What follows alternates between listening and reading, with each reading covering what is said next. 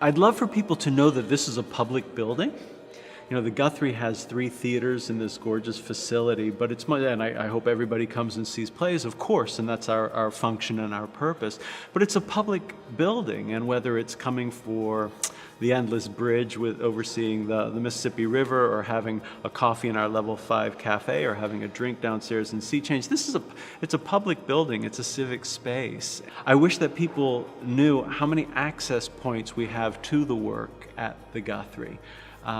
We work hard to keep ticket prices as reasonable as possible, and between rush tickets, student tickets, et cetera, there's so many ways to participate in the work of the Guthrie, and I sometimes think that that's not as broadly known.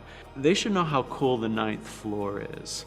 The Dowling studio and the work that we have going on there. I think most people who intersect with the work of the Guthrie intersect with the work in one of our 2 main stage rooms, either the 1100-seat thrust or the 700-seat proscenium. But that level 9 space is one of the really great and dynamic spaces in the city. You know, part of what the challenges are for the Guthrie and for an organization of this scale is to put itself as meaningfully purposed towards community as some of our smaller theaters and smaller arts organizations manage to be. You know, our barriers to entry are multi-pronged. Financial access is a barrier to entry. We work hard to lower those things.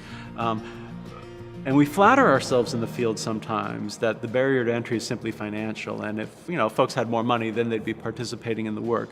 But it allows us to not wrestle with a much harder question, and the much more serious and fundamental question, which is, are we relevant enough for people to want to come? Are we resonant enough for people to want to come? Do we have anything to do in our programming or in how we're connecting that work? Do we have anything to do with this community that we're charged to serve?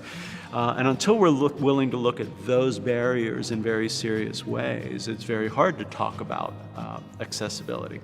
So a lot of our job is to try to neutralize some of those barriers and try to help folks understand that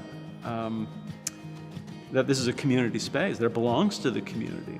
And our job is to make the walls of this building far more porous than they are. So that's a lot of what we're focusing on here.